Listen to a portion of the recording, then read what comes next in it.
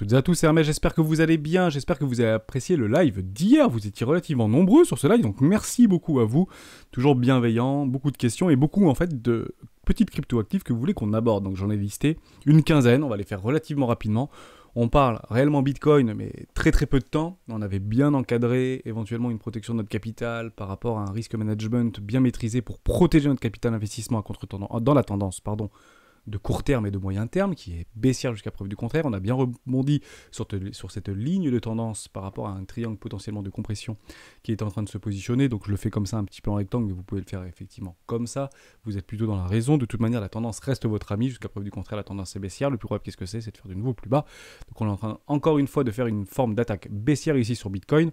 Bravo à tous ceux potentiellement qui ont pris ce petit trade ici. Si vous êtes trader, très probablement que vous l'avez pris. J'en ai vu beaucoup dans le Discord le prendre. Donc bravo à vous, bien évidemment. Pensez à prendre vos profits.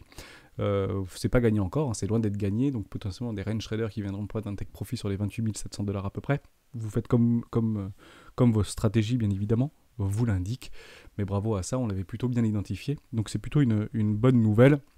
Et pour ceux qui voulaient protéger leur capital d'investissement, voilà, les 30 500, 30 700 $ était une bonne opportunité potentiellement pour arrêter l'hémorragie. Voilà, ça, c'est dit. On parle donc Bitcoin très rapidement, on se fait les petits cryptoactifs, et j'ai Pixie qui est venu me solliciter dans le Discord et m'a posé une question extrêmement simple. Hermès, penses-tu que, oui ou non, Bitcoin verra de nouveaux sommets avant l'halving de mars 2024? Je réponds à cette question juste après ça. Avant de commencer, je vous invite toujours, vous savez, à rejoindre le Discord des rois du marché. On est plus de 9500 sur le Discord, toujours à partager nos graphiques, nos analyses chartistes, éventuellement fondamentales, que ce soit sur les cryptoactifs, mais aussi sur les marchés traditionnels. Donc n'hésitez pas à venir nous rejoindre, le lien sera dans la description. Vous y trouverez grand nombre de documentations réalisées par beaucoup de membres de la communauté. Merci encore une fois à vous tous, membres qui souhaitent en fait partager leur contenu, leurs trouvailles et leurs outils qu'ils utilisent eux au quotidien et qui le mettent à disposition gracieusement de la communauté. Je ne vous remercierai jamais assez. Je vous mets à mon tour une documentation qui permet peut-être de vous inspirer pour vous aussi trouver votre propre style d'investissement. C'est une dizaine de pages. N'hésitez pas à la télécharger. Je l'utilise moi depuis plusieurs mois, plusieurs années et elle m'offre d'excellents résultats, que ce soit sur le court, moyen ou long terme, même si je suis investisseur plutôt moyen long terme et notamment sur les cryptoactifs, je suis patient. Voilà pour ça. Également, pour toutes celles et ceux qui souhaitent retrouver les cryptoactifs qu'on a déjà abordés dans les rois du Bitcoin, comme Ada Cardano par exemple, il y a Komakino et Floppy, et d'autres membres qui ont réalisé ce Google Doc. Donc merci encore à vous, bien évidemment. Vous allez mettre, par exemple, on parlait de Ada, vous allez mettre Ada en CTRL F, vous avez la petite recherche, et vous voyez qu'on a déjà parlé Ada 12 fois dans les vidéos des rois du Bitcoin, et qu'on en avait parlé la dernière fois le 10 mai 2022. Voilà, donc vous pouvez retrouver Bitcoin, j'ai les boules, voici mon portefeuille en perte, j'ai été tout à fait transparent avec vous, ça peut être d'ailleurs une bonne opportunité d'aller regarder si vous l'avez loupé, si vous venez de nous rejoindre sur les rois du Bitcoin, c'est fait pour ça. Ok, donc super important. Je passe très rapidement sur Bitcoin, on l'a déjà vu ensemble, on en avait déjà reparlé dans le live, donc si vous l'avez loupé, c'est le replay qui est disponible sur la chaîne des rois du Bitcoin. On passe tout de suite à ce petit travail que Pixie en fait m'a demandé finalement, et que je me suis dit, mais c'est une bonne idée, on peut parler à l'ensemble de la communauté. Il y a eu, en fait, jusqu'à maintenant, 3 halvings sur le Bitcoin. Le premier, c'était le 28 novembre 2012, le deuxième, le 9 juillet 2016, et le 11 mai 2020. Ok, chaque halving a suivi par un bull run. Le premier a fait à peu près 2, 3, 4 000% d'augmentation, voire bien plus. On est passé d'une centaine de dollars à 1000 $, donc x10. Le deuxième est passé de 1000 $ à 20 000 $, et le troisième est passé grosso modo par rapport au breakout de toute cette structure en W trimestriel de 13 000 $ à 60 000 $, donc grosso modo a fait x4, x5 à peu près. Donc c'est moins bien de ce qu'on avait déjà vécu post-halving. Pourquoi? Parce que nous n'avons pas connu finalement notre X final. La fameuse bulle des crypto-monnaies que beaucoup s'accordent à dire qu'elle est en train d'éclater. Mais pour moi, elle n'a même pas commencé celle-ci. C'est ça la réalité. Je vous réexplique un petit peu l'idée. J'avais repris ça d'une vidéo de Phil de Pro Indicator, donc vous pouvez la retrouver, je crois qu'elle a été parue en 2020, je crois que c'était peut-être, je sais plus, novembre 2020 ou un truc comme ça, c'était il y a très très longtemps, peut-être 2019. Vous voyez, il a fait 2 parties, c'était identifier les bulles, etc. On va pas revenir dans ces livres, elle est très très bien, je crois que ça dure une trentaine de minutes, n'hésitez pas éventuellement d'aller la regarder, cette vidéo, mais je vous reprends un peu le contexte, et je schématise le contexte. En fait, une bulle ne part pas de rien, une bulle doit se construire. Il y a toujours en fait des choses qui précèdent. La première chose qui précède, c'est un range. Vous avez un range, donc on va chercher les hauts de range, on short les hauts de range, on achète les bas de range, on vend les hauts de range, etc., qui en fait suit d'une tendance. vous avez une tendance, donc c'est fameux le breakout de ce fameux range. On peut l'imaginer juste ici, vous aviez en fait finalement un range, ici, vous aviez un range ici, vous avez potentiellement un range ici, et vous avez potentiellement un range ici, ok, qui en fait suit d'une tendance, la tendance potentiellement haussière, si on est dans les zones de rechargement d'achat long terme, etc. Ok, on a une tendance. Cette tendance, en fait, suit par un excès. Et généralement, ces excès, on arrive bien à les identifier. Pourquoi ? Parce qu'en réalité, par rapport à tout un excès, on ne vient jamais remettre en cause la dynamique de fond. Le fameux swing trading, en réalité, que beaucoup connaissent et que beaucoup appliquent. Le swing trading, en fait, est caractérisé par tous les retracements ne reviennent jamais remettre en cause la dynamique de fond haussière. Sur les 3, 8, 2 ici, premier arrêt, on tient. Derrière, on continue, on va chercher un premier arrêt, on tient. Donc ça, on est en train de construire une forme d'excès. On est dans la tendance haussière et on a travaillé les excès. Les excès ne donnent pas la possibilité aux investisseurs de rentrer. C'est plutôt des traders de suivi de tendance qui vont choper les premiers arrêts et vont potentiellement repousser le prix. Et sont aidés par une grande partie des personnes que dès qu'elles voient des bougies vertes, c'est bon, ça va repartir, ça part au nord, on rentre dedans. Et on rentre avec force et fracas. Les médias nous aident, ça passe à TF1, ça passe partout sur les médias, ça passe sur la Fox, sur CBN, sur CBC, sur tout ce que vous voulez. Et donc les gens rentrent de plus en plus, de plus en plus. Dès que tout le monde est bien mûr, on part dans ce qu'on appelle dans une forme de bulle. Et la bulle, en réalité, c'est celle-ci. Là, ça part et de façon exponentielle. Alors, vous pouvez prendre votre Fibo, on passe grosso modo de 4 000, 5 000 $ à 20 000 $. Là, on sait que c'est une bulle. Plus de volume que des volumes acheteurs, entre guillemets. Beaucoup de personnes, alors moins sur les dérivés, le CME n'était pas encore connu à ce moment-là, très peu de smart money étaient déjà sur ce marché, et vous savez, quand vous êtes particulier, quand vous êtes public, il est beaucoup plus facile pour vous d'acheter que de vendre. Et c'est ça la réalité, il est beaucoup plus facile d'acheter que de vendre. Ce qui est différent aujourd'hui. Aujourd'hui, on peut se faire ramasser la tronche, notamment par le biais des dérivés. Les market makers ont bien compris comment ça marchait, pour le coup, enfin, ont toujours su comment ça marchait sur les marchés traditionnels, et on réplique un petit peu le côté chaotique de ces marchés volatiles par rapport à la finance traditionnelle, ce qui est donc beaucoup plus compliqué, entre guillemets, à identifier et à parfaire. Néanmoins, ce qui est en train de se passer, on reviendra par rapport à ce petit halving, par rapport à cette bulle finale, pour moi, on n'est toujours pas, entre guillemets, dans cette bulle, on a suivi en fait une tendance qui permet, et généralement, plutôt rarement, reconsolide sur un range. Donc pour moi, la valeur s'est complètement déplacée. Parce qu'il y a des volumes acheteurs, il y a eu des ventes, des acheteurs et de la réaccumulation. Je vous parle d'Elon Musk qui a acheté auprès des 43 000, 40 000 $ ou 35 000 $. Je vous parle de MicroStrategy qui a un prix moyen aux alentours des 30 000 $. Donc on est en fait posé en train de travailler sur des supports qui sont difficiles émotionnellement, mais qui sont en réalité sur des prix moyens de beaucoup d'entreprises et beaucoup de smart money. Je rappelle que MicroStrategy, c'est 120 000 bitcoins. Pensez-vous qu'ils vont les vendre, entre guillemets, en perte? Certainement pas, surtout qu'il a encore tweeté, je vous l'avais peut-être partagé sur Twitter, c'est ceci, par rapport à Saylor, MicroStrategy. Je vous le fais courte, il y a 7 heures, le Bitcoin vaudra un jour des millions de dollars. Partez du principe qu'il ne va pas vendre à son prix d'entrée, et qui est actuellement aux alentours des 30 000 ou 29 000 $. 30 700 $ en moyenne, 129 000 Bitcoins, vous imaginez bien. Donc ce qu'on a quand même réussi à faire, dans toute cette perte et fracas par rapport à ces leviers, c'est d'en fait limiter et rarifier le supply. Il y a de moins en moins de Bitcoin sur les échangeurs, il y a de moins en moins de crypto-monnaies sur les échangeurs. La plupart des crypto-monnaies, nos crypto-monnaies préférées, on les stake, évidemment, pour tous ceux qui n'ont pas capitulé, généralement les stake. Et les Bitcoins vont plutôt sur nos clés Ledger. Et ceux qui, entre guillemets, sont encore dans le train, ne veulent surtout pas les vendre. C'est hold à l'infini. Et j'ai beaucoup de personnes qui me suivent et qui sont dans les commentaires YouTube. Hermès, t'inquiète pas, mes Bitcoins, je ne les vendrai pas même à 1000 $. Mais je pense qu'en réalité, vous êtes nombreux. Et je pense que les loulous, ils le savent, que vous ne les vendrez pas vos bitcoins. Bon, ça c'est une première chose. Ce qui est aussi intéressant, c'est que si vous ne les vendez pas dans la perte et fracas, probablement que vous ne les vendrez pas dans une bulle spéculative. Dès lors, la smart money devra bien évidemment attendre de nouveaux capitaux rentrés pour pouvoir vendre par wagon, non pas à des holders de l'infini, ou pas à des bitcoiners maximalistes, mais à du public inexpérimenté. Et le public expérimenté, on va le choper où? Eh bien, on va le généralement choper dans les bulles, et pas dans des excès. Parce que jusqu'à preuve du contraire, ceci est un excès d'institutionnel. Pour moi, il y a très peu de public qui rentrait là-dedans. Je le sais, j'y étais. Et on était plutôt, nous, public à contre-tendance. Parce qu'on avait pris la fracture psychologique au niveau de notre Covid, donc peu de personnes en réalité, et c'est vrai ce que je vous dis, c'est une minorité de personnes qui a profité de ce bull run. Voilà, on était plutôt majoritairement sur les réseaux et sur les communautés à contre-tendance. Voilà, comme ça remet vraiment les choses en perspective. Est-ce que oui ou non, maintenant, pour répondre à toi, Pixie, et tu as raison de poser cette question, est-ce que oui ou non, on va retrouver ou pas des excès, ou est-ce qu'on va retrouver un espèce de bulle, ou est-ce qu'on va casser les précédents ATH avant la halving 2024? En réalité, j'en sais rien. Puisque si on reprend des fractales de façon bête et disciplinée, vous savez, hein, on essaie de trouver des similitudes sur ces marchés financiers. Je vais repartir en weekly, hop, j'ai un petit peu effacé, comme ça on verra un peu mieux. On va reprendre par rapport à ce qui s'était passé précédemment. Je suis en semaine, je vais aller chercher par rapport à mon 28 novembre, par rapport à l'excès, le bureau, vous voyez ici, c'est juste là, hein, vous ne le voyez pas très bien, les 1000 $ ici de Bitcoin. Bah, en fait, il a fallu grosso modo 55 semaines. 50 semaines pour atteindre en fait notre pic final par rapport à l'halving.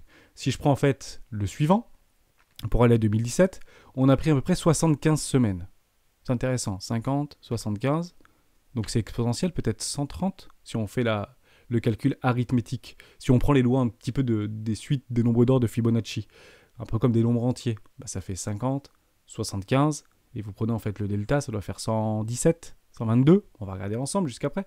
Mais si on avait pris que 50 semaines par exemple, si on prenait 50 semaines par rapport à ce qui s'était passé juste avant, regarde, hein, 50 semaines, on était où? Bah, on était exactement... Voilà, 50 semaines, 55 semaines, exactement ici. Vous vous rappelez que je vous avais dit que moi, je pense qu'on est plutôt ici. Intéressant, hein?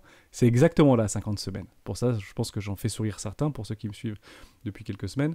Donc, techniquement, on peut partir que, on va dire 50 semaines, c'est un petit excès, 75 semaines, on serait potentiellement ici sur 75 semaines, d'accord? Exactement là sur 75 semaines. Et si on prend une arithmétique logique, hein, de ce qu'on appelle des fonctions géométriques, bah, on pourrait potentiellement tendre, je ne l'ai pas calculé, c'est pour ça que j'y pense en même temps, mais ça doit faire 112 semaines ou 124 semaines, je ne sais pas, on va regarder. Derrière, si on prend 50 semaines, oh, intéressant, on arrive juste ici, sur un précédent ATH. On va chercher 75 semaines, intéressant. On arrive pile sur notre dernière ATH. Et moi, je vous dis que 75 semaines, donc ça veut dire qu'on serait ici, mais précédemment, lorsqu'on était ici, en fait, on était ici, donc potentiellement que maintenant, on est juste là, donc on va pousser beaucoup plus fort, et pourquoi pas 120 semaines, on dit 120 semaines, juste là. Ok, 120 semaines, 122 semaines. Donc ça veut dire qu'on pourrait potentiellement avoir en fait notre bulle spéculative finale, parce que entre ce qui s'est passé juste là et ici, il nous a fallu 23 semaines. Ok? Donc on va les prendre de façon très bête et disciplinée, parce que je trouve cet exercice extrêmement intéressant. 23 semaines. On prend là, on va chercher 120 semaines à peu près. Voilà, on va le mettre ici, 120 semaines. On prend le pic. Est-ce que, ou pas, entre ici et là, on peut prendre 23 semaines? Ici, ça sera un peu plus loin. Voilà, ouais, franchement, c'est pas si loin que ça pour le coup. Donc voilà, 23 semaines. Donc voilà, je dis peut-être octobre 2022, Bitcoin à 150 000 $, qui sait, j'en sais rien, on prendra notre bulle finale. Mais malheureusement, c'est le moins probable maintenant. Pourquoi? Parce qu'on reprend en fait ces méthodes et ces méthodologies qui sont marquées dans le marbre aujourd'hui de la finance traditionnelle, qu'en réalité des bulles spéculatives se construisent. Se construisent d'abord par des ranges, tendances, donc sortie de ce range, derrière un excès et une bulle. La question c'est, est-ce qu'actuellement on est dans un excès? Bizarrement, on est plutôt en train de re-rentrer en réalité dans un range. Pourquoi? Parce qu'on devrait en fait ne jamais remettre en doute cette tendance, et on devait avoir en fait les premiers arrêts qui tiennent ici. Donc on peut aller sortir des personnes, ça ne me dérange pas techniquement d'aller un petit peu plus bas, sans revenir forcément dans une zone de rechargement, mais ici il fallait qu'on parte. Pour moi il fallait vraiment qu'on parte ici, donc j'en doute de plus en plus. Mais techniquement rien n'est impossible, d'accord? Donc on joue pas forcément dans ce que l'on croit ni ce qu'on veut, mais plutôt dans ce que l'on voit. Moi j'attendrai de voir tout simplement des structures de retournement en W-Weekly. Maintenant pourquoi? Parce que la dynamique est baissière, et la tendance est baissière. Pourquoi elle est baissière? Parce qu'en fait on fait des hauts toujours plus bas que les précédents, et des bas toujours plus bas que les précédents. Donc jusqu'à preuve du contraire, le plus logique ce serait de voir ça en réalité. D'accord? Jusqu'à ce qu'on retourne cette dynamique, avec des bas toujours plus hauts que les suivants, voilà, comme ici, pardon, et des hauts toujours plus hauts que les précédents. Et ici, on structure en fait des W, tout simplement. C'est ça en réalité, comment on retourne. Dès lors, on repartira dans une tendance pour avoir un pullback, pour aller chercher un excès, et de cet excès, on ira chercher la bulle. Voilà, c'est plus comme ça, et je pense que pourquoi pas, peut être intéressant de se timer par rapport à cette fameuse cyclicité du Bitcoin vis-à-vis de son halving. En tout cas, beaucoup psychologiquement le joueront. Mais on peut être surpris, hein. Je vous le dis tout de suite, Bitcoin fait communément, comme on dit communément, que Bitcoin a l'habitude de faire ces trucs de Bitcoin et faire mal à un maximum de monde. Voilà pour ça. Mais en tout cas, c'est pas très fameux. On repasse doucement sous les 29 000 $. On verra bien où est-ce qu'on clôturera par rapport au S&P 500. Je le rappelle bien évidemment, hein, c'est que le S&P 500 et les marchés traditionnels lead en réalité toutes les crypto-monnaies et tous les marchés entre guillemets à risque. Donc pour l'instant, Bitcoin n'est pas une valeur refuge. On ne peut pas le dire malgré sa surperformance depuis des années et des années. Pour ceux qui arrivent maintenant, bah, c'est plutôt bien corrélé d'un point de vue court terme par rapport au marché financier. Et on est en train de craquer les précédents supports ici. Et on n'arrête pas de le faire hein, sur le S&P 500. On est bien dans une dynamique baissière, les structures sont données. Ce qui avait été en fait annoncé, c'est quoi? C'est qu'on le plus probable, qu'est-ce que c'est d'aller chercher un premier arrêt, hein, depuis qu'on est parti chercher structurer et casser les 4114 $, c'est d'aller chercher le premier arrêt. Honnêtement, on n'y est plus si loin maintenant. Hein. On est à 300 points là. Hein. Ouais, même pas. On est à 73 points, pardon, de notre premier arrêt. Donc potentiellement, qu'il y a beaucoup d'acheteurs qui attendent juste ici. Hein. Ok, donc soyez patients. On y va. Va falloir y aller. Hein. De toute manière, il faut... Le sparadrap n'est potentiellement pas encore enlevé. On peut voir et aller chercher sur Bitcoin, mais qui est bien résilient quand même. Hein. Parce que ça veut dire que là, le S&P 500, techniquement, il est là, même si ça a retracé beaucoup plus sur Bitcoin. Je ne dis pas le contraire, on a perdu 60% de notre capital. Mais oui, mais c'est très leveragé, c'est entre guillemets notre fardeau sur les marchés, entre guillemets, crypto, qui sont bien plus volatiles. Et les gains comme les pertes sont démultipliés. Donc faites très attention au niveau des leviers. On en avait parlé dans le live, on voit encore ce truc, c'est très pénible de voir ce type de choses. Ça se décorrèle encore, beaucoup de personnes achètent, entre guillemets, ce dip actuellement.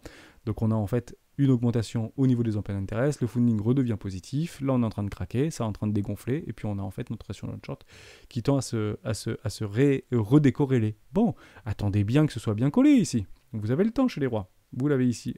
Précédemment, c'était où? On peut l'avoir, voilà. Ici, c'est peut-être, voilà, c'est plus ça qu'il faudrait regarder. Hein, vraiment des personnes qui veulent plus voir ce prix monter. Quand vous verrez des personnes qui ne veulent plus voir ce prix monter, on ira chercher le breakout. Et puis c'est passé de 44 000 $ à 48 500 $. Donc c'est pas rien. Précédent, entre guillemets, chapeau, donc top de marché provisoire sur ce M-top en daily. Ok, voilà pour ça. On fait très rapidement. Comme ça, on ne dure pas trop longtemps, on se prend encore une dizaine de minutes dans cette vidéo pour aller chercher nos cryptos préférés. On va prendre AAV, Link, BAT, KNC, ENS, etc. On le fait super vite et on regarde si oui ou non. Alors de toute manière, je vous le dis, dans l'intégralité des cryptos actifs, si vous voulez mon avis, j'attends. Je n'agis pas. Je n'agis plus sur ce marché, j'attends des structures. Mais on peut quand même y aller. Je suis rentré dans AAV, je suis rentré à 150 $, j'ai mis une première position, j'ai été surpris de ne pas voir que je n'avais pas mis une position à 115 $, bizarrement, parce que pour le coup un investissement 2 ici était plutôt intéressant, mais la dynamique était beaucoup trop baissière, donc pour le coup j'ai peut-être été un peu gourmand. Juste ici, j'avais bien eu un W Weekly confirmé, ça a cassé mon W Weekly, je me suis dit mince, c'est un peu dommage. Est-ce que j'ai pris mes 110%? Non, ça ne marche pas toujours, me semble-t-il. Je n'ai pas pris mes 70%, mais j'avais pris sur... Vous voyez ma structure en W Weekly, quand je vous dis que ça marche plutôt pas mal sur des ratios de 1 pour 1, bah ça a plutôt bien marché largement sur un ratio de 1 pour 1, on a quand même pumpé de 70%. Donc c'est joli quand vous prenez un trade ici, quand vous prenez une position sur un W Weekly, vous allez le faire péter à 70%, c'est beau le truc. Bon, bah parfois ce qui se passe, c'est qu'on se retrouve en fait par rapport à votre prix d'entrée. J'ai donc loupé une hausse potentielle de 70%. Oui, mais ma stratégie me dit Hermès, c'est pas 70% que tu prends tes take profits, c'est à 110%. Bon, bah je suis peut-être trop gourmand, qui sait, mais j'attendrai les 110%. Je les ai pas eus, et bah j'encaisse une perte max de moins 60%, et à l'heure où je vous parle actuellement, moins 40% sur AAV. Gotchi. Là, vous savez ce que je fais? Bah je vais racheter. Dès que j'ai un magnifique W Weekly, bah je rachète. Je remets en fait une position, ici, sans aucun problème. Et je patiente. Et si ça continue à dégringoler sans pour autant casser les précédents lots, ici, donc les précédents plus bas, potentiellement, bah je remettrai une cartouche, voire je doublerai ma position sur AAV Goji parce que je crois en cette crypto-actif. Voilà, top projet DeFi. Je peux vous garantir que quand on était là, personne ne pensait qu'on allait pouvoir racheter du AAV Goji à 88 $, quand on était à 400. Bah félicitations, vous pouvez. Par contre, c'est malheureusement pas ceux qui étaient déjà là qui vont en racheter. C'est les nouveaux. Je vous rassure tout de suite, les nouveaux ne viendront pas. Ils seront, mais c'est de façon extrêmement marginale. Les capitaux sont déjà sur les marchés financiers, sur les marchés crypto, pardon, et notamment dans les stablecoins. Il y a très peu de nouveaux capitaux qui vont rentrer. Les nouveaux capitaux et la smart money rentrera quand il y aura de la force. Et c'est eux, en fait, qui vont engranger et donner, en fait, cette tendance et ces excès. La smart money ne rentrera pas pour nous sauver. Ceux qui vont nous sauver, c'est ceux qui sont déjà engagés. Potentiellement Elon Musk, potentiellement MicroStrategy, potentiellement Arc Investissement, Arc Invest, pardon, j'oublie toujours son nom. Bon bref, c'est de Cathy Wood, voilà exactement. pardon, c'est eux qui nous sont gros sous, qui sont déjà dans le marché. Donc potentiellement, est-ce que BlackRock va nous sauver? Est-ce que potentiellement JP Morgan ou Goldman Sachs va nous sauver s'ils sont déjà sur le marché? C'est pas impossible, mais c'est à eux de faire le boulot. Et eux, en fait, vendront leurs milliers de bitcoins ou leurs centaines de bitcoins dans les poches de ceux qui vont venir peut-être plus tard, Société Générale ou Crédit Agricole. Vous verrez peut-être qu'en 2027, ou 2027, non, peut-être proche de la ligne 2024, Crédit Agricole achète ses premiers bitcoins et propose des ETF pour les bitcoins, etc. Bon, vous allez voir le truc arriver gros comme une maison, mais techniquement, c'est ce qu'on attend pour retrouver une vraie tendance, des excès et potentiellement une bulle. Là, on va attendre potentiellement longtemps maintenant. Il faut vraiment qu'on se le dise. C'est très peu probable dans une tendance baissière hebdomadaire de voir entre guillemets des excès. Et je vais vous le dire franchement. Voilà, comme ça vous avez l'intégralité, je voulais pas forcément dire ça, mais vous avez la totalité de ma philosophie. Je vous le dis tout de suite. Si on commence à voir ceci, comme ça je vous le fais simple, comme ça, vraiment, hein, sans dip, sans rien, sans truc, bah je pense que ce sera potentiellement un exit pump. Alors on le verra s'il y a vraiment des achats et des volumes acheteurs. Si vous avez des news, Elon Musk rachète pour 1 milliard de bitcoins. Goldman Sachs achète pour encaisse 1000 bitcoins de je sais pas quoi. Voilà. Il me faudra des news. Si on n'a pas de news, si on continue à avoir un S&P 500 potentiellement faire juste un rebond technique, mais des valeurs technologiques qui gravitent et qui végètent et qui continuent en fait à travailler sur leur premier arrêt, voire des zones de rechargement d'achat long terme, que je vois un open interest commencer à péder, que commence à avoir des personnes qui sont tellement chauds, qui sont en train de faire exploser les leviers d'achat, partez du principe que c'est potentiellement un exit put qui est en train de se mettre en place. Donc c'est beaucoup de smart money qui vont acheter sur des leviers d'achat très forts, on va sortir à break-even, et derrière, ça flush. Et ça peut flusher pendant très longtemps jusqu'à 2025 au niveau de la ligne. Je ne veux pas voir ce type de choses. Et si je vois ce type de choses, c'est je veux voir des volumes pétés en l'air. Et des volumes bleus, là. Vraiment, hein. C'est clairement ça que je veux voir. Voilà. Potentiellement, c'est ce type de choses que je veux voir. Pardon, je vais juste enlever ça. Voilà. Ce type de choses que je veux voir. Vraiment, des vraies structures sur le double 1. Je veux pas voir un truc qui se pète la tronche, quoi. Là, c'est plutôt des volumes vendeurs qu'on a vu. Capitulation. On se leur fait pas, hein. Mais voilà, des vrais volumes. J'ai pas envie de voir ça en fait. Vous voyez ça? Si on voit ça alors que ça monte doucement, je suis ok. Mais si je vois ceci et que le truc il fait ça, moi je suis pas ok. Voilà, comme ça vous avez exactement ma vision. Pour moi, ça ce sera que du dérivé, que les market makers qui sont en train de faire leurs petits trucs. Mais derrière, c'est pour potentiellement flusher le marché pour quelques mois ou quelques trimestres. Donc faites très attention à ça, évidemment. Mais on se le dira. Mais je voulais juste vous donner en fait ma philosophie. Je veux vraiment voir des retours de volume acheteur. Actuellement, on se met en 4 heures. Il me semble pas les voir, hein, pour le coup. Ouais, c'est quand même relativement plat l'histoire. On les voit pas. Ouais, c'est ça qu'on voulait voir. Ouais, ça c'est plutôt pas mal. Mais vraiment des vrais volumes acheteurs. Vraiment des vrais volumes acheteurs comme ça, et qui commencent vraiment à... Vous voyez, ça c'est intéressant. Bon, peut-être qu'on va les avoir. Soyons patients. Mais du vrai spot, hein. Je ne veux pas voir des open interest partir dans la stratosphère. Et si je vois des open interest partir dans la stratosphère, c'est plutôt des shorters que je vais voir. Donc un funding extrêmement négatif dans une hausse. Donc tout ça... Ça, c'est de la vente à découvert. Ici, vous avez le ratio long short qui fait ça. Ok, je dis là, pour le coup, il y a un truc à jouer. Et on le jouera potentiellement. Mais on sera bien évidemment vigilant et on prendra le take profit. Ça, c'était juste la petite aparté très rapide. Link, avec grand plaisir qu'on parle de Link. On y va rapidement. USD, je suis dans Link, évidemment. Si vous m'aviez dit il y a quelques mois en arrière que je pouvais racheter du Link à 6,85, j'en avais pas acheté aussi haut. Mais c'est le jeu, hein, tout simplement. J'avais pas mon petit gris-gris. Pourquoi j'ai pas mon gris Binance? J'ai tout effacé sur Link ou quoi? Ah non, voilà. Donc j'avais acheté sur un magnifique W Weekly mon petit Link. Je vous rappelle que les W Weekly sur des ratios potentiels de 1 pour 1 fonctionnent extrêmement bien. Hein, c'est comme ça qu'on délimite en fait des zones de take profit logiques par rapport à des normes institutionnelles. Donc 1 pour 1 parfaitement respecté, bien plus haut. Est-ce que j'ai pris mon 110% sur Link? Je crois pas, parce que je fais que racheter du 110%. Non. J'ai pas pris mon 110%, tant pis. Derrière, on retrace complètement. Je vais rechercher une petite position à 15 $. Franchement, c'est plutôt safe. Je pensais vraiment qu'on était sur des bottoms de marché, et potentiellement on était sur des bottoms de marché. Bitcoin n'avait pas encore cassé ses précédents lots. Bitcoin était toujours sur le coup d'un magnifique W Weekly. Je me suis dit qu'on allait partir dans la stratosphère. C'était un prix incroyable d'acheter du Link à 15 $. Aujourd'hui, il est à 6. Qu'est-ce qu'on fait? Eh ben, on attend des magnifiques W Weekly. Voilà. C'est exactement ce que j'attendrai sur Link. Si vous achetez maintenant, vous achetez beaucoup moins cher que moi. Mon prix moyen sur Link, je vous le dis, hein, c'est exactement... On en est où? 30 $, au moins 15. 18 $ de tête. Voilà. Oui, pour le coup, 18 $ ou 17,92 $.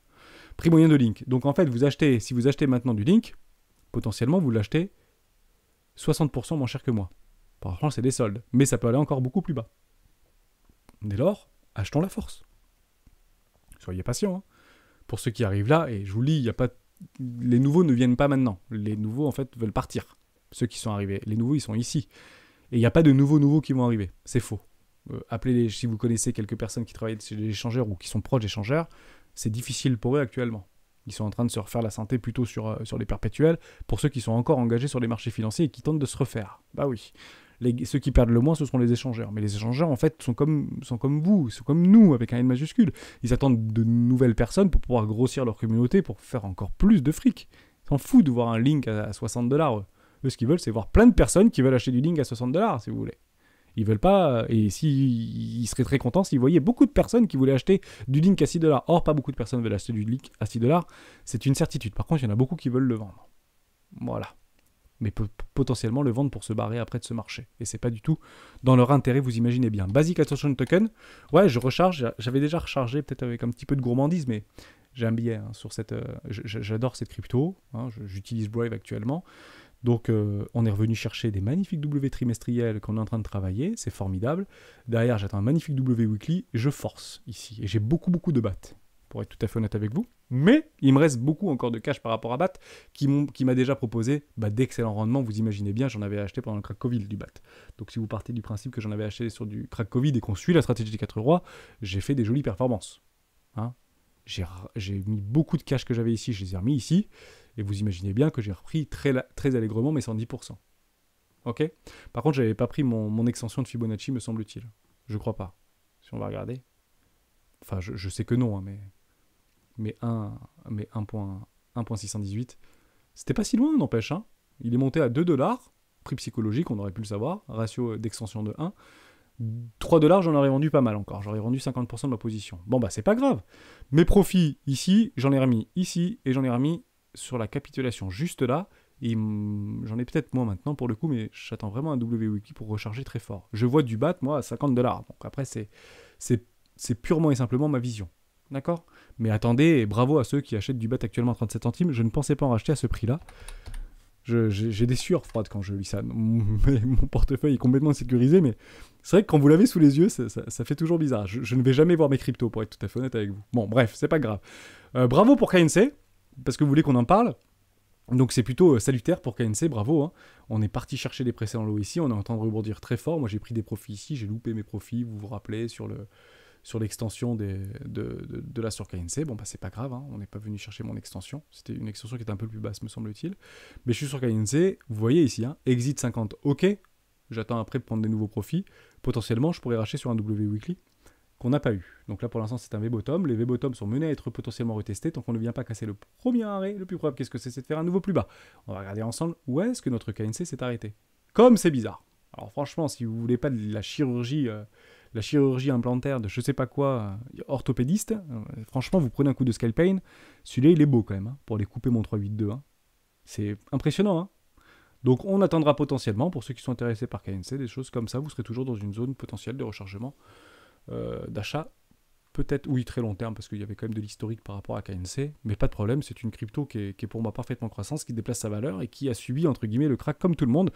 Mais pour tout KNC, vous l'achetez pas très cher, attendez juste des structures, pour le coup, même si vous voyez les plus 92% en plus machin, ne soyez pas trader, enfin, pas forcément trader, plutôt, entre guillemets, investisseur. Au niveau de ENS très intéressant, vous aviez un magnifique W Weekly. Bien évidemment, ça n'échappe pas à la règle, malgré la beauté du projet, hein, bien évidemment. Hein, c'est beaucoup de personnes réputées, notamment de Ethereum, qui ont investi majoritairement là-dedans. On vient chercher les précédents lots, ça fait pas bouger d'une oreille les mecs qui sont dedans. Derrière, c'est en train de reconsolider. Je pense que oui, c'est un bon prix, mais derrière, attendez potentiellement un W Weekly ou la force. Hein, vraiment la force, si vous voyez un truc comme ça, achetez le rebond, et puis derrière, tout partira en même temps, de toute manière. Et je pense que ENS, potentiellement, malgré qu'il n'y ait pas beaucoup de jetons qui sont aujourd'hui délivrés, je crois que c'est à peu près 10 ou 20% des jetons qui ont été délivrés, c'est un truc qui est valorisé maintenant, un peu moins d'1 milliard, mais il y a encore quelques semaines, c'était plus d'1 milliard de valorisation, il y a beaucoup de capitaux qui sont sortis de ces marchés, mais ils sont allés plutôt dans les stablecoins, je les répète. Donc oui, attendez, mais vous n'avez aucune structure, et jusqu'à preuve du contraire, c'est baissier, et on ne peut pas acheter des choses baissières comme ceci. Hein. KNT, on voulait qu'on en parle. Ouais, bien sûr. KNT, je ne connais pas. Alors, je ne vais pas les regarder peut-être là, alors je vais plutôt les regarder sur CoinMarketCap. Sur KNT. Enfin, KNT, je connais pas. Si, mais je vais peut-être le voir. Oui, Quant, pardon. Excusez-moi. Quant, je connais. évidemment. Donc aujourd'hui, c'est 1 milliard, mais ça pesait beaucoup plus encore il y a probablement quelques semaines.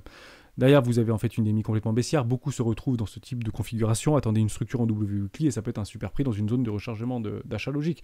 Mais ce que vous êtes en train d'observer sur Kant, ce qui est intéressant, c'est qu'on a eu à peu près la même chose ici, vous voyez. On avait là, vous êtes dans une zone de rechargement, vous pouvez prendre le W weekly perdu, quoi. Et on n'a pas eu le 110% actuellement sur Quant. Mais ça peut être très intéressant éventuellement d'y mettre une petite pièce, bien évidemment. C'est un joli projet, hein, Quant Technologies, il y a quand même du monde derrière. C'est quand même pas mal, hein. Il y a des investisseurs, il n'y a pas de souci avec ça. C'est bien géré, et on le voit bien que c'est bien géré, parce que ça part pas dans la stratosphère, ça reste baissier, etc. Mais attendez un truc comme ça, bah, derrière, à mon avis, les plus patients seront récompensés, j'en suis intimement convaincu, et vous aurez en fait la possibilité de sortir, hein, avec des profits sur ce marché, mais peut-être dans quelques mois, quelques années. Je me suis fait dérouiller sur Theta. Bon, bah je me suis fait dérouiller, qu'est-ce qu'on fait? J'ai perdu moins 24%, j'ai refait un investissement. Derrière, on reprend une dérouillée de l'espace. Pour le coup, si vous achetez maintenant, je vous le dis en tout étant prenant, vous achetez sur mes 2 premiers investissements à moins 70%. Honnêtement, je ne pensais pas de retrouver encore une fois du Theta aussi peu cher. Vous avez un bon prix psychologique à 1$ pour ceux qui l'ont acheté à 1$. Bravo à vous, parce que on est proche des bottoms de marché très probablement sur Theta. Vous imaginez bien que ceux qui l'ont acheté là-haut, dans une forme de réaccumulation, vous le payez actuellement moins 92%. Donc tous ceux qui pensent en réalité que c'est difficile de faire des moins 90% alors qu'on a déjà fait du moins 50%, etc., bah, vous avez une preuve assez flagrante sous les yeux. Et je vous le dis, c'est potentiellement pas fini de descendre au niveau de Theta. Donc soyez super patient, mais on n'a pas d'autre choix que d'attendre la force maintenant et des structures de marché. Voilà, c'est pour le coup Theta en est l'exemple assuré. Alors que vous avez tous les ingrédients possibles et imaginables. Quand on achète là-dedans du Theta, parce que moi j'ai dû l'acheter là-dedans. Est-ce que j'ai eu mon 110, oui, j'avais pris mon 110% d'ailleurs. Oui, je vous l'avais dit, excusez-moi. Enfin, bref, d'où l'importance, en réalité, que quand vous achetez ces couteaux-là dans un 618 ou un truc comme ça, investissement one, mais prenez vite vos profits, quoi. Parce que derrière, ça repart, mais plus bas que terre. C'est là la sécurisation du capital. Bon, j'ai réinvesti mes profits là-dedans, donc j'ai perdu ma position 1, entre guillemets. Donc j'ai du cash pour acheter du Theta. Theta, je force fort ici, c'est comme BAT, hein, je forcerai fort. Si ça me donne des structures de marché ou des structures de retournement. Et je serai patient pour le coup. Hein. J'attendrai un regain des volumes acheteurs, des bonnes news l'accompagner, pas de nous faire accabler, notamment par les autorités américaines ou européennes avec MiCA, etc., qui nous dégomment encore plus. Enfin, c'est quand même... de toute manière, les gouvernements et les politiques, c'est toujours à un temps de retard. On se fait déglinguer la tronche et on va réguler les cryptos. Il n'y a plus personne. Donc vous voulez réguler quoi? Il n'y a plus personne dans le bateau, là. Donc attendez qu'on revienne. Non, eux aussi, ils ont du temps, donc on attendra quelques mois, potentiellement quelques trimestres, pour revoir ces excès finaux. Mais actuellement, on n'est pas du tout dans la configuration des excès finaux. On est en train plutôt de digérer une forme de capitulation. On fait Rennes et Chili, j'arrêterai la vidéo, comme ça, elle ne durera pas trop longtemps. Rennes, j'adore en plus cette crypto, Rennes. Ravencon. On va regarder là où j'en suis, moi, psychologiquement. Est-ce que je suis bon psychologiquement? Ouais, j'ai fait un investissement 1.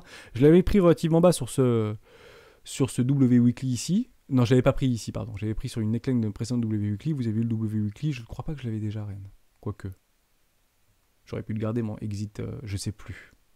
Bref, c'est pas grave. Bon, partons du principe que je l'ai acheté ici, sur ce magnifique W Weekly. Je ne l'ai pas repris un peu plus bas, alors qu'on avait bien perdu les 40%. Hein, peut-être que j'ai attendu ou pas, ou peut-être que je suis allé sur d'autres cryptos, peut-être Solana, parce que je voulais acheter du Solana, etc. Donc j'étais plus patient.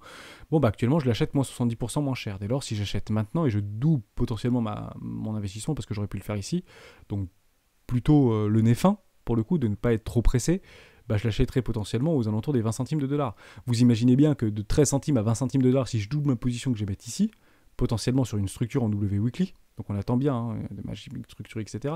Enfin, les 110%, vous les prenez one shot, quoi. Vous les aurez, vos petits exit pump, hein. Il n'y a aucun souci avec ça. On en a plein dans des bear market, des exit pump, de plus de 100% sur pas mal de cryptos. Mais là, vous pouvez pas.